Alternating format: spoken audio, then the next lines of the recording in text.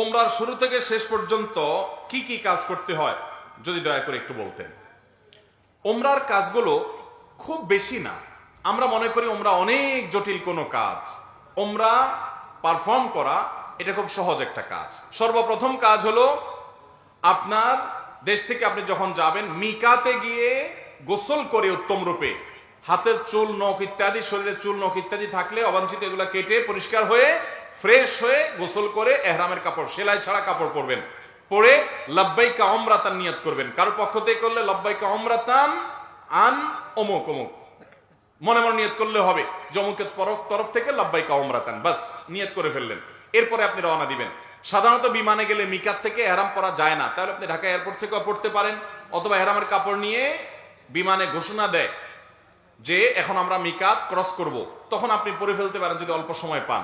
আর নাহলে এখান থেকে এহরামের কাপড় পরে থাকলে নিয়তটা তখন করলেন লাব্বাইকা উমরাতান, বাস শুরু হয়ে গেল এহরাম পরা, একটা কাজ শেষ। এহরাম পরার পরে আপনি তালবিয়া পড়বেন, লাব্বাইক আল্লাহুম্মা লাব্বাইক লাব্বাইক লা শারীকা লাক লাব্বাইক ইন্নাল হামদা ওয়ান নি'মাতা লাকা ওয়াল মুলক লা শারীকা লাক। এটা পাঠ করতে করতে আপনি পুরা পথে যেতে থাকবেন। পুরুষরা জোরে জোরে পাঠ করবে, মহিলারা আস্তে আস্তে। বাস দুইটা কাজ হয়ে গেল, এহরাম পরা, গোসল করে উত্তম রূপে মিকাত থেকে নিয়ত করা এবং তালবিয়া পড়তে থাকা। এরপরে আপনি যখন মক্কা যাবেন, হারামের কাছাকাছি যাওয়ার পর হারামে কাবা শরীফ দেখে তওয়াফ শুরুর আগ পর্যন্ত আপনার তালবিয়া পড়তে থাকবে। মসজিদে প্রবেশের সময় মসজিদে প্রবেশের সুন্নাহগুলো পড়বেন, আদায় করবেন, করে ভিতরে ঢুকে শুরুতে আগে তওয়াফ শুরু করবেন। 7টা চক্কর দিবেন। কাবাগরের হাজরা আসওয়াদ পাথরকে বাম পাশে রেখে ডান পাশে সবুজ লাইট রেখে বিসমিল্লাহি আল্লাহু আকবার বলে আপনি তওয়াফ শুরু করবেন। 7বার চক্কর দিবেন, 7বার।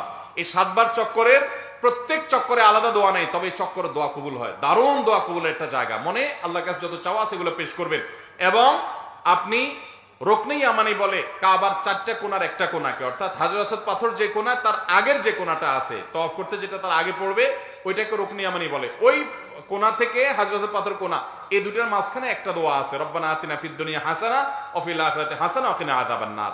আর যেহেতু এটা আপনার তওয়াফে জিয়ারা বলে, এটা প্রথম তওয়াফ, অতএব ওমরার তওয়াফ, এই জন্য আপনি এহরামের কাপড় পুরুষরা ডান পাশের বগলের নিচ দিয়ে বাম পাশে কাঁধের উপরে ফেলবেন।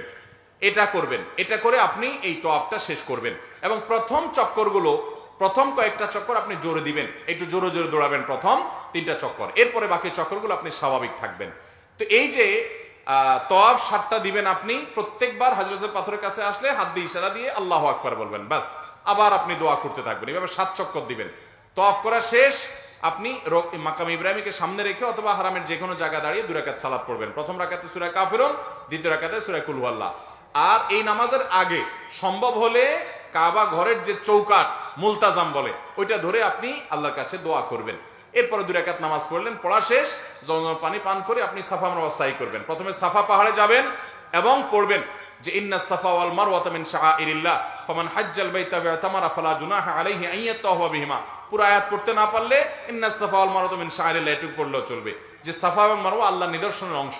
এরপর আপনি সাফা পাহাড়ে দাঁড়িয়ে লা ইলাহা ইল্লাল্লাহু ওয়াহদা আনজাযা ওয়াদা ওয়া নাসারা আবদা ওয়া হাযামাল আহজাবা ওয়াহদা এটা পড়বেন এবং লা ইলাহা ইল্লাল্লাহু ওয়াহদাহু লা শারীকা লাহু লাহুল মুলকু ওয়া লাহুল হামদ ওয়া হুয়া আলা কুল্লি শাইইন কাদির এটা পড়বেন।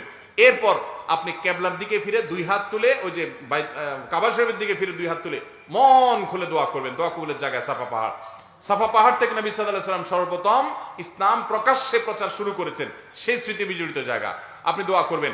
এটা ইব্রাহিম আলাইহিস সালাম এবং ইসমাঈল আলাইহিস সালাম এবং মা হাজেরার স্মৃতি বিজড়িত জায়গা। যাই হোক, সাফা পাহাড়ে দোয়া করার পর এরপরে আবদাউ বিমা বাদা আল্লাহ বি, আল্লাহ সাফার নাম আগে শুরু করছেন, তো আমি এখান থেকে সাই করা শুরু করছি। হেঁটে যাবেন হলো কোথায়? মারওয়ায়। মারওয়া যাইতে মাঝখানে 2টা সবুজ লাইটের জায়গা পড়বে, ওখানে পুরুষে একটু জোরে হাঁটবেন, বাস এটুকু। এবং এই সাইর সময় আপনি জিকির আজকার তাসবিহ তেলাওয়াত করতে পারেন। তওয়াফের সময় ওযু থাকতে হবে, সাইর সময় ওযু না থাকলেও হয়ে যাবে, কিন্তু ওযু থাকলে ভালো। এবং তওয়াফ সাইয়ের মধ্যে ওযু ছুটে যায়, ওযু করে এসে আবার যেখান থেকে ছুটছে ওখান থেকে আবার কন্টিনিউ করতে পারবেন। মারওয়া পাহাড়ে চলে গেলেন, সেখানে গিয়ে আবার ওই যে কাবার দিকে ফিরে সাফা পাহাড়ে যা যা করেছেন ঠিক একইভাবে সবগুলো করবেন এবং দোয়া করবেন। ওখান থেকে আবার আপনি সবগুলো দোয়া পড়বেন। ওখান থেকে আবার আপনি সাফা পাহাড়ে আসবেন। তাহলে সাফা থেকে মারওয়া গেলেন একটা চক্কর, মারওয়া থেকে আবার আসলেন আরেকটা, আবার গেলেন আরেকটা, এভাবে 7টা চক্কর দিতে হবে। সাফায় শুরু হবে, মারওয়া গিয়ে শেষ হবে। যে আসলে একটা না, গেলে একটা, গেলে আরেকটা, আসলে আরেকটা, এবার মোট 7টা হবে। 7 চক্কর শেষ, আপনার ওমরা শেষ। এরপরে পুরুষরা মাথা চুল চেঁচে ফেলবেন, না চাচতে পারলে পুরো মাথার চুল ছোট করতে হবে। দুই চারটা সামান্য একটু ছোট করলে হবে না। মহিলারা তাদের মাথার চুলে সামান্য অল্প একটু ছোট করলে হবে। তাদের এহরাম হলো তারা স্বাভাবিক পোশাক আশাক করবে, অতিরিক্ত সাজসজ্জা করবে না, এবং তারা মুখমণ্ডল এটার উপরে যদি ওড়না দিতে হয় অন্য পুরুষরা থাকে তাহলে সেটা যাতে আপনার মুখ বেঁধে রাখা না হয় সেটা খেয়াল রাখবে, কাপড় টেনে রাখবে যাতে পরপুরুষরা না দেখতে পারে। আর কোথাও পরপুরুষ না থাকলে মুখ খোলা রাখবে এহরাম পরা অবস্থায়। আর এহরাম পরা অবস্থায় পুরুষরা সুগন্ধি ব্যবহার করবে না, সেলা আলা পোশাক পরবে না, আন্ডারওয়্যার পরবে না, মাথায় টুপি মাথা ঢাকবে না, এই সমস্ত কাজ করবে না। কোনো পশু পাখি এমনকি আপনার মশা টশা ইত্যাদিও মারবে না, যথাসম্ভব তাড়িয়ে দিবে। অর্থাৎ এক কথায় এহরাম পরা অবস্থায় নিষিদ্ধ কাজগুলো সব করবে না। সাফা মারওয়া সাই শেষ, মাথা মুন্ডানো শেষ, এখন তিনি হালাল হয়ে গেলেন। এখন যেগুলো নিষিদ্ধ ছিল এহরাম অবস্থায় সেগুলো সব এখন যায় সেলাই করা পোশাক করতে পারেন। তার ওমরা শেষ হয়ে গেল। অত্যন্ত সহজ এবং খুব আপনার অল্প কয়েকটা আমল এর মাধ্যমে ওমরা সম্পন্ন করা যায়। আমরা যারা ওমরা করি নাই, আল্লাহ তাআলা আমাদেরকে জীবনে বারবার ওমরা করার তৌফিক দান করুন।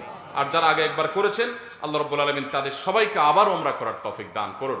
বাইতুল্লাহ যাওয়ার যে স্বাদ, ভাইরা আমার, এই স্বাদটা আস্বাদন যে করে নাই সে বুঝবে না যে আল্লাহর জমিনে কত বেশি স্বাদ এবং তৃপ্তি আল্লাহর ঘরের জিয়ারতের মধ্যে। আল্লাহ আমাদের সবাইকে এই স্বাদটা বারবার আস্বাদন করার তৌফিক দান করুন। এই স্বাদ আস্বাদন করা ছাড়া আল্লাহ তাআলা আমাদের কাউকে যেন মৃত্যু না দেন সেই তৌফিক দান করুন। জাযাকুমুল্লাহ খাইর।